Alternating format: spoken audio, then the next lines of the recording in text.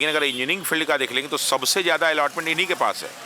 यानी बजट का एक बहुत बड़ा पैसा इनको यूज़ करना है, लेकिन वो शायद यूज़ नहीं हो रहा, मिसयूज़ हो रहा है। हमने खाना रख दिया आपको, आपका दिमाग काम ही नहीं कर रहा, तो उस खाना को खा पाएंगे आप? कहीं खाना तुम्हें खा लेना चाहिए था।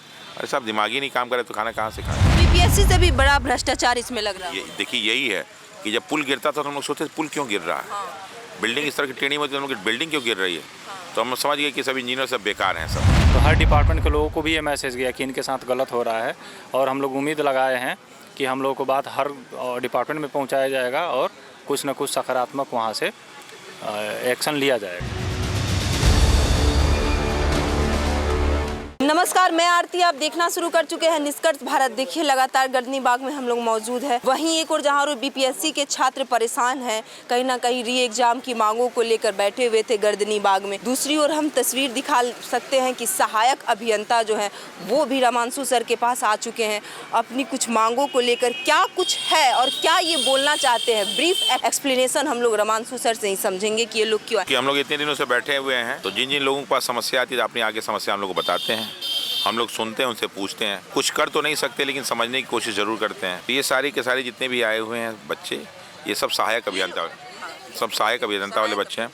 तो मैंने पूछा कि बाबू क्या है, तो क्या कि सर हम लोग सहायक अभियंता हैं सर। तो हम कहे वही तुम लोग जो पुल गिरवाते हो वही ना। कहा नहीं सर, उसका कारण बताने आए हैं। तो ये लोग पुल गिरने का जो कारण है वो बताने आए हैं कि बिहार में क्या होता है कि जो सहायक अभियंता की जो भर्ती होती है वो भी बीपीएससी से होती है, लेकिन उसके लिए कुछ नियम बना हुआ है। तो नियम क्या बना रखा है डिपार्टमेंट ने कि बहुत सारे जो है अभियंताओं की जो भर्ती होती है वो संविदा के आधार पे होती है, और संविदा में जो लिया जाता है उसके लिए कोई कंपटीशन नहीं होता है। कुछ लोगों के रिकमेंडेशन पे ही उनको संविदा में भर लिया जाता है, और वो जो रिकमेंडेशन लोग देते हैं उनका जो है इंजीनियरिंग से कोई मतलब नहीं। सब उसमें से कुछ पॉलिटिशियंस इस तरह के लोग होते हैं जिनको इंजीनियरिंग की ई नहीं आती। अब ऐसे लोग अपने लोगों को रिकमेंड करके भेज देते हैं, और जब कभी इनकी जो है बहाली निकलती है तो बहाली में प्रॉब्लम क्या है कि इनका कंबाइंड एक साथ नहीं एग्ज़ाम होता है, ये अलग अलग डिपार्टमेंट का अलग अलग एग्ज़ाम होता है। जैसे इनका है रोड कंस्ट्रक्शन का, आरसीडी का, उसका अलग आ जाएगा, बिल्डिंग कंस्ट्रक्शन डिपार्टमेंट उसका अलग, फिर रूरल वर्क्स जो है डिपार्टमेंट उसका जो है अलग हो जाता है। तो एक ही व्यक्ति एक साथ 3-4 फॉर्म भरता है, और जब वो फॉर्म भरता है तो एक ही साथ अगर सेलेक्ट होगा तो पता लगा कि 3-4 में हो जाता है, तो एक ज्वाइन करेगा बाकी सब छूट जाएगा। जबकि अगर आप देखेंगे आईईएस का एग्ज़ाम होता है, इंडियन इंजीनियरिंग सर्विसेज का, उसमें एक ही साथ एग्ज़ाम होता है, सबकी रैंकिंग बनती है। बीपीएससी का एग्ज़ाम होता है, सबकी एक साथ होता है, उसकी रैंकिंग बनती है और रैंकिंग के हिसाब से उनको दिया जाता है। तो इनका तो एक समस्या ये है कि जो अलग अलग है ना एक साथ होना चाहिए। दूसरा, ये जो कॉन्ट्रैक्ट के माध्यम से जब लोग आते हैं और ये बच्चे जब फ्रेशर्स एग्ज़ाम देते हैं तो कॉन्ट्रैक्ट वालों को 133 नंबर अपने आप मिल जाता है, 133। जिस कंपटीशन में 50 सीट, 100 सीट, 200 सीट निकलती है, वहाँ पे एक सीट, एक नंबर से कितना रैंकिंग चेंज हो सकता है, समझ सकती हैं आप। और यहाँ पे क्या होता है कि डायरेक्ट उनको 133 नंबर एक्स्ट्रा मिल गया, और वो संविदा से आए हुए हैं, संविदा का कोई प्रॉपर रूल रेगुलेशन नहीं है, वो सोर्स के थ्रू आते हैं, तो पूरी एक व्यवस्था ही गलत बन जाती है। और जब फाइनल कॉम्पिटिशन आता है तो ये बच्चे बाहर हो जाते हैं। माने कि अगर देखा जाए, कल दिखा रहे थे ये सब बच्चे कि किसी की जो है 150 की रैंक है संविदा वाले की, और किसी की पहली रैंक है इनकी, तो पता पहली रैंक से भी 150 वाला ऊपर हो जाता है 133 नंबर पाके। और इसके बहुत सारे एग्जाम्पल्स इसमें दिए हुए हैं। तो एक लड़का जो है मार्क्स पाया हुआ है 194 नंबर और पहले पोजीशन पे है, और जो है ये 304 वाला जो है, 306 वाला वो जो है 4-5वें नंबर पे है। सोचिए कि 400 के पेपर में 194 वाला पहला है और 306 वाला जो है 5वें है। ऐसा कभी सुना आपने? ठीक है, तो इसी तरह की व्यवस्था है। तो ये सब बच्चे यही चाहते हैं। ये तो बीपीएससी से भी बड़ा भ्रष्टाचार इसमें लग रहा है। देखिए, यही है कि जब पुल गिरता था तो हम लोग सोचते पुल क्यों गिर रहा है, बिल्डिंग इस तरह की टेढ़ी होती है, बिल्डिंग क्यों गिर रही है, तो हम समझ गए कि सब इंजीनियर सब बेकार हैं, सब किसी काम के नहीं। फिर ये सब बच्चे आए तो मैंने इनको तुरंत डांटा, तुम लोग जो भाग जाओ यहाँ से। कैसे हम लोग की बात तो सुन लीजिए, हम लोग वो वाले नहीं जो पुल गिराते हैं, हम लोग चाहते हैं कि पुल ना गिरे, इसलिए हम लोग की बात सुनी जाए। तो हमने क्या बताओ आप क्या समस्या है, तो क्या सर देखिए जो पुल गिराने वाले इंजीनियर कैसे सेलेक्ट होते हैं, तो इन्हें पूरे सिलेक्शन प्रोसेस को समझाया। चूँकि ये परीक्षा बीपीएससी से होती है, 5400 पे ग्रेड की है, ठीक है, जैसे जो है बीपीएससी में एसडीएम और डिप्टी एसपी की होती है, तो बहुत महत्वपूर्ण पद है। और वहीं आप बजट के अलॉटमेंट में देखेंगे तो शिक्षा 22% तो माना जाता है, लेकिन अगर इंजीनियरिंग फील्ड का देख लेंगे तो सबसे ज़्यादा अलॉटमेंट इन्हीं के पास है। यानी बजट का एक बहुत बड़ा पैसा इनको यूज़ करना है, लेकिन तो शायद यूज़ नहीं हो रहा है, मिसयूज़ हो रहा है और पैसे की बर्बादी हो रही है। तो पैसे की बर्बादी नहीं है, वो हमारे बिहार की बर्बादी। तो क्या लगता है नीतीश कुमार इन लोगों की मांगों को सुनेंगे? बीपीएससी अभ्यर्थियों की मांगों को वो साफ नकार रहे हैं। नीतीश कुमार जी वाली बात आपसे किसने कह दिया नकार रहे हैं? अभी आज मैं वीडियो देख रहा था कि नीतीश कुमार जी से पूछा गया तो कर कि हमको तो जानकारी ही नहीं, जानकारी ही नहीं है उन्हें। मेरे पास वीडियो है, मेरे पास ये वीडियो आया हुआ है, मैं इस वीडियो को देख रहा था। इस वीडियो में यही बताया जा रहा है कि उनको इस बात की जानकारी ही नहीं। देखिए, बिहार के मुखिया को जानकारी ही नहीं है कि उनके घर में क्या घट रहा है। दरअसल हमारे जो मुखिया हैं, हम लोग नीतीश कुमार जी का बहुत इज्जत करते हैं क्योंकि वो हम लोग के आदर्श हैं एक तरह से, लेकिन अस्वस्थ है। क्या करें हम लोग? अस्वस्थ हैं? और भी मानसिक रूप से अस्वस्थ हैं। मानसिक रूप से अस्वस्थ हैं? जी, तो इसलिए हम लोग की बात पहुँच ही नहीं पा रही। जैसे हम लोग पहले पिक्चरों में देखा करते थे, उस तरह की चीज़ें। उनको रिटायरमेंट ले लेना चाहिए अब ना, अस्वस्थ है तो। जो व्यक्ति स्वयं सोच ही नहीं पा रहे, वो रिटायरमेंट कहाँ से ले लेगा? हमने खाना रख दिया आपको, आपका दिमाग काम ही नहीं कर रहा, तो उस खाना को खा पाएंगे आप? कहीं खाना तुम्हें खा लेना चाहिए था। अरे साहब, दिमाग ही नहीं काम करे तो खाना कहाँ से खा लें? ये समस्या उनके पास। ठीक है, देखिए, कुछ जो स्टूडेंट हैं जो अपनी समस्याओं को लेकर आए हैं, सहायक अभियंता, उनसे भी बातचीत करेंगे कि क्या परेशानियां हैं जो आप लोग को रेमांशु सर के यहाँ आना। हम लोग की समस्याएं बहुत थी, लेकिन हम लोग को कभी प्लेटफॉर्म नहीं मिल रहा था बात रखने के लिए।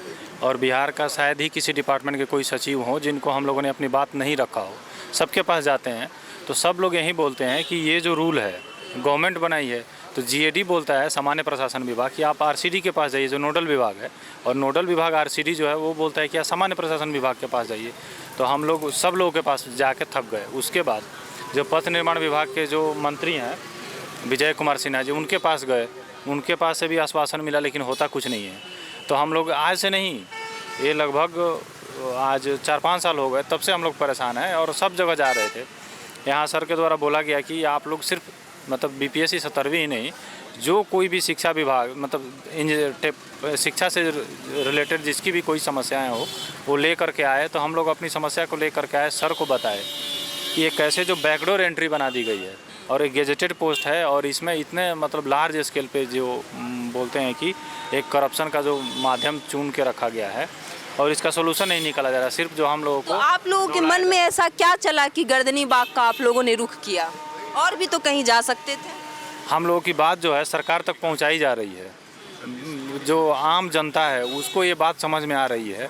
कितने लोगों को समझ में नहीं आ रहा है कि ये जो हम लोग को 25 अंक दिया जा रहा है वो 25 अंक नहीं है, वो 133 नंबर है। मान लीजिए कि 400 मीटर का रेस है, उसमें से कोई अभ्यर्थी को आप 133 मीटर पहले से ही दौड़ा दीजिएगा, फिर बोलेगा कि आप दौड़िए, तो वो कभी जीत पाएगा? वो कभी उस कंपटीशन में जीत पाएगा? वही समस्या हम लोगों के साथ हो गई है। तो कहीं ना कहीं उतरने का इरादा है क्या? जैसे कि बीपीएससी छात्रों पे लाठीचार्ज हुई, 3 बार लाठीचार्ज हुई है, तो अब आप लोग भी धरने पे बैठेंगे क्या अपनी मांगों को लेकर? हम लोग 2018 में ना 2018 में एक बार लाठी, मतलब हमारे सीनियर जो हैं या हमारे कुछ बैचमेट ही हैं, वो लोग 1-2 बार लाठी खा चुका है, नई बात नहीं है। लेकिन हम लोग की संख्या कम है, इंजीनियरिंग फील्ड को लोग कम जानता था, तो ये चीज़ें आम जनता तक नहीं पहुंच पाती थी।